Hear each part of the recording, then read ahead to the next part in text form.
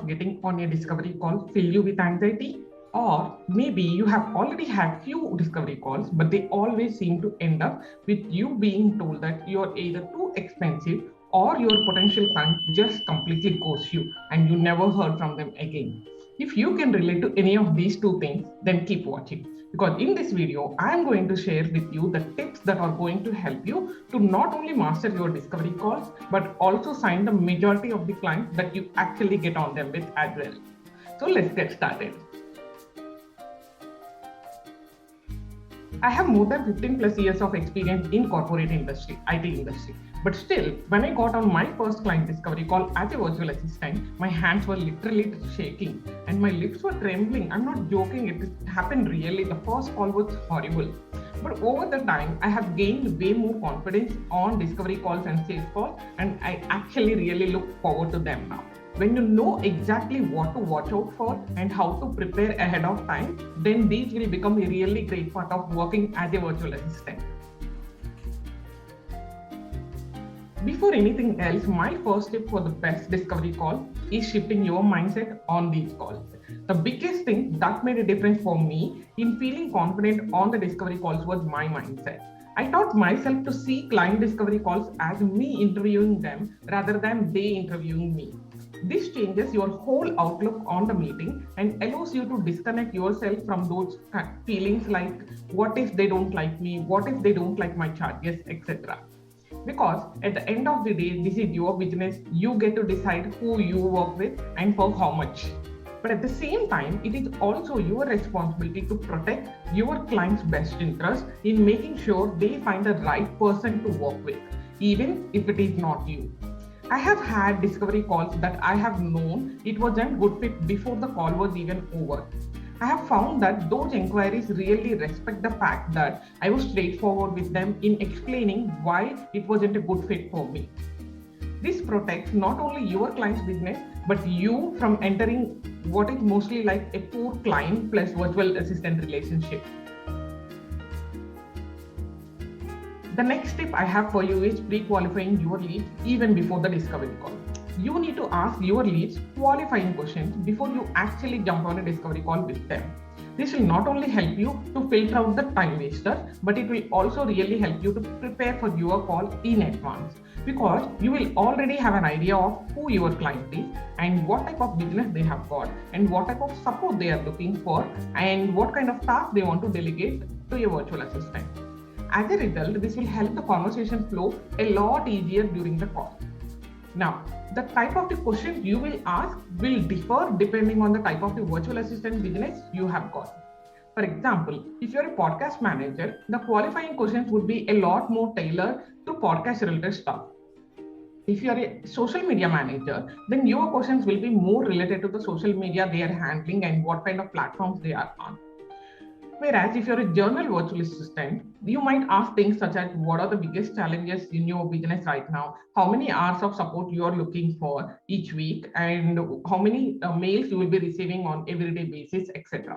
You can consider creating all these questions in a form and then give the form link for them to fill in even before getting on the call with them. If you want to know how to create this inquiry form using Airtable, I will be linking one of my videos where I have shown you step-by-step process on how to create forms using Airtable for free. I will be linking here or here, so please check it out.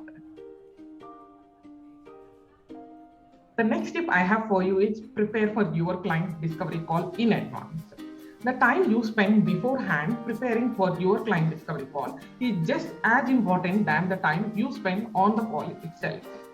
24 hours before your call, send your new potential client a confirmation email. Remind them about the time, date, and the meeting place of the call. When I say meeting place, I'm not really talking about physical place. It will be Zoom or Google Meet or Cisco WebEx meeting. So mention what type of meeting it is going to be. I use Dubsado for all of this, but you can choose to send a general mail as well. If possible, send another reminder 1 hour before the call.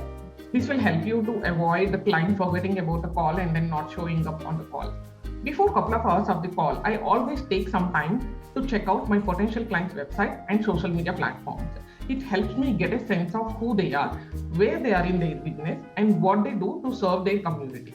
When a virtual assistant doesn't take the time to do this, it really shows on the call to your clients. They want to work with someone that is super excited about what they do. And if you don't know what they do or what kind of support they might need, you can't do that.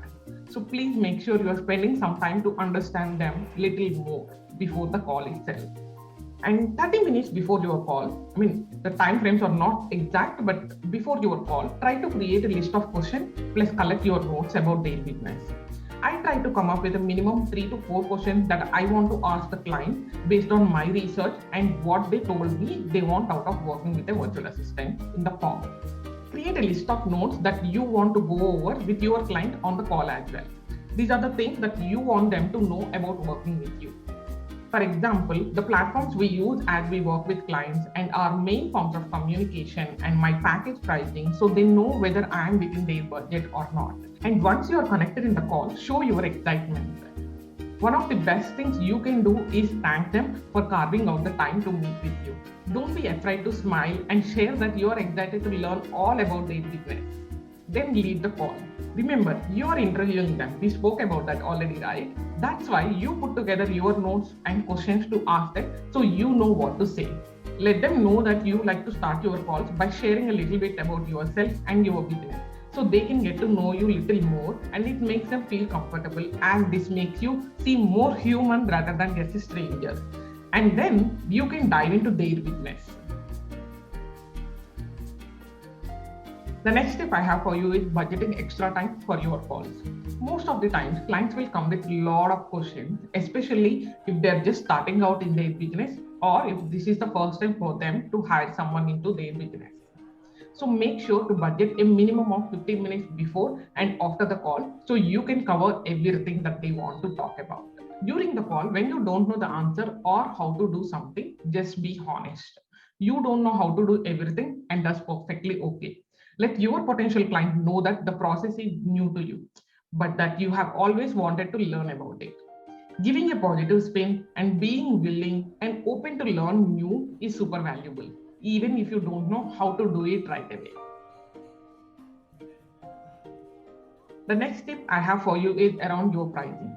If you are asked what your rates are during the discovery call, just say your rate and then don't continue talking about them and justifying why you charge whatever you charge. Because all this does is it shows lack of confidence and that you think you are not worth it. And trust me, your potential clients will absolutely sense it. And they will be a lot more likely to run away and you will never hear from them again. So say your prices, then just be quiet now. That's it. Considering all these steps, you also have to look out for the red flags. You're running a business, so you need to protect yourself from what might be a bad client or a bad working relationship. Be sure to listen for comments that indicate a toxic client. I will be sharing a couple of comments that I have come across in my discovery calls, which you have to be aware of and make sure you have to consider them as red flags. One of the comments I have got most frequently in the discovery call says, I have had 3 assistants in the last 6 months or 4 assistants and none of them performed well. This is definitely a red flag because this client is not happy with any of those previous assistants because they are not easily satisfying. They have not liked any of these 3 to 4 assistants that most likely like you, they may not like you as well. So this is definitely a red flag, so watch out for it. Another frequent comment I keep getting to hear is, will you discount your services for so-and-so price? This is definitely a red flag because if they are negotiating your prices and they are not valuing or protecting your boundaries around the pricing, that means they keep asking you to negotiate even later point of time. So watch out for this. The next frequent comment I keep getting to hear is, will you change XYZ about your process because this is better for me? This is definitely a red flag because if they are not valuing the process you have explained to follow, there is no guarantee for the success that you are giving. Because this is a process you have learned over the years or months to get the best results. If that is not in place, then how can you assure it? So watch out for this comment as well.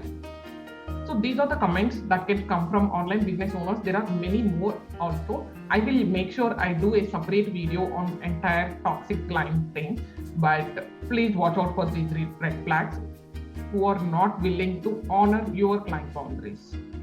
And finally, the best tip I have got is practice, practice, practice.